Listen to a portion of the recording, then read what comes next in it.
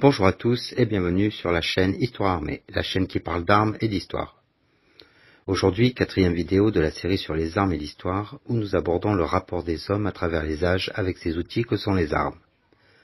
Nous voici en plein dans l'âge des métaux avec cette vidéo introductive de l'âge du bronze. Pour vous parler de cette période, je dois d'abord revenir sur la période précédente, pour permettre de mettre en lumière les évolutions en cours à ce moment précis de notre histoire. Le chalcolithique, ou âge du cuivre, a vu une évolution majeure avec la découverte et le travail du cuivre natif. Le cuivre natif, ce n'est pas un cuivre avec un arc et des plumes sur la tête, c'est le cuivre extrait tel quel, en cristaux, sans aucun traitement thermique ni extraction depuis une roche. On avait commencé à travailler à froid l'or puis le cuivre de manière anecdotique à partir de moins 8000 ans avant Jean-Claude, surtout pour faire des bijoux ou des objets rituels. Mais l'âge du cuivre n'a vraiment commencé que vers moins 4000 ans, avant Jean-Charles. On évalue ces dates littéralement à la pelle, celles des archéologues. Le cuivre natif est donc le cuivre brut, trouvé sur des gisements proches des zones habitées par certains clans néolithiques. Ils ont appris à le récupérer, à le travailler, et ainsi ces clans sont entrés dans l'âge du cuivre. Le forgeron apparaît, mais tous les clans n'y sont pas entrés. D'abord, il fallait avoir du cuivre à portée de pied. Je vous rappelle que le cheval n'a pas encore été domestiqué. Des échanges commerciaux existaient, de proche en proche, mais sous la forme de troc, du genre « Ouah, tiens un truc qui déchire, tu veux pas me l'échanger contre un de mes trucs ?» La valeur des choses était très subjective, fonction des clans et des individus. Les modes de vie paléolithiques et néolithiques coexistaient, mais certains ayant la chance d'avoir du cuivre prenaient une petite avance technologique et donc civilisationnelle. On a alors vu apparaître des villages un peu plus sophistiqués, et même ici ou là, notamment en France, des premières forteresses. Entendons-nous bien, pas de tours à machicoulis, ni de barbacanes sophistiquées, juste des places un peu plus fortes que les autres. Il s'agit par exemple du fort Harrouard, à 80 km à l'ouest de Paris, qui a été occupé à partir de la fin du néolithique. Il s'est développé durant l'âge du cuivre, et est devenu un centre métallurgique à l'âge du bronze. Bon, la place étant bonne, on a continué à la squatter jusqu'au Moyen-Âge. On peut aussi parler en Europe du site de Los Mirales, bien plus élaboré et qui sera, pense-t-on, le berceau de la civilisation des Algars. Mais j'en parlerai dans la prochaine vidéo. Pour l'instant, restons sur des généralités. Donc, l'avantage du cuivre était certain, mais pas révolutionnaire. On pouvait le travailler à froid ou à chaud, mais à l'époque, on le fondait assez difficilement, car les fourneaux à céramique développés au néolithique et utilisés par les forgerons ne suffisaient pas à complètement fondre du cuivre. Pour info, le cuivre fond à 1084 degrés, et les fourneaux atteignaient très difficilement cette température. De plus, comme vous devez le savoir, ce n'est pas un métal très dur. Il a fallu inventer la métallurgie pour en faire des alliages plus durs et ou plus faciles à fondre. Une science était née, et la forge était son laboratoire.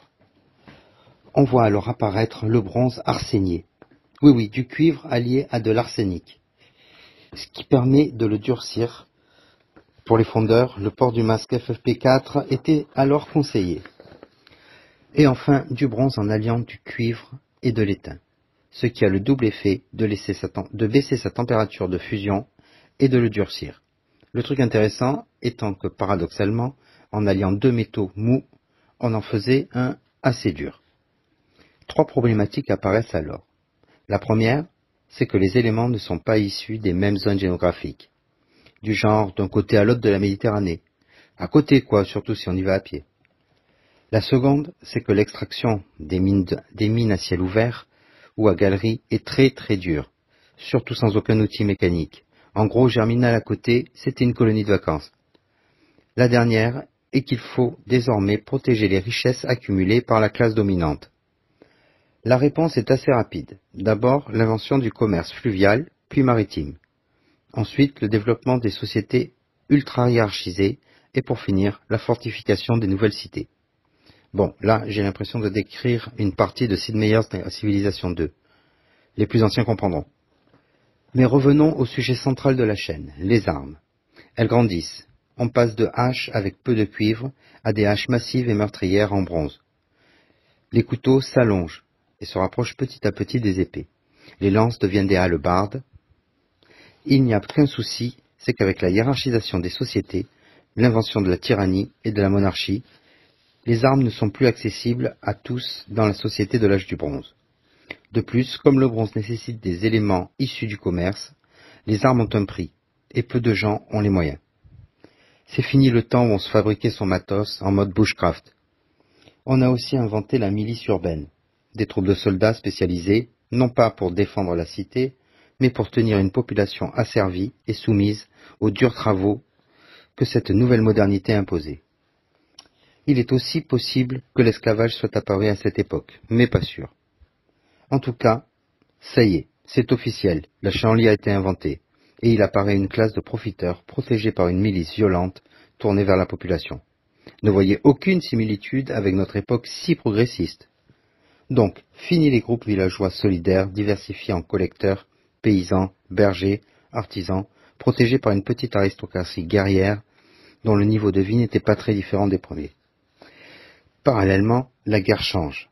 On massacre plus, les armes étant plus efficaces, c'est plus facile. Et le gap technologique incite les armées de petites cités, États, à en profiter. On s'organise encore, aussi. On invente des techniques, mais elles sont éphémères, car sans la généralisation de l'écriture, il est très difficile de les transmettre, en l'absence de traités militaires. Au niveau personnel, si on fait partie de l'élite, pas de souci. On peut s'équiper à loisir, cuirasse, éléments d'armure, boucliers, dagues longues, haches, lances, hallebardes, etc., etc. Et pour être bien sûr de soi, on s'adjoint une petite troupe de gardes du corps aguerris et sans état d'âme. Ne voyez toujours aucune similitude avec notre époque toujours tellement progressiste. Par contre, pour le bas peuple laborieux, pour les prolos quoi, c'est une autre histoire. On a le droit de bien fermer sa gueule et de trimer jusqu'à en crever pour un bout de pain et quelques lentilles. Pas question d'équipement en bronze hors de prix, et souvent même pas le droit de s'équiper en armes rudimentaires. Entendons-nous bien, je parle ici de généralité sur une période qui a duré environ 1400 ans, entre moins 2200 et moins 800, toujours à l'appel. On sépare cette ère en 3 périodes, l'âge du bronze ancien, le moyen et le final.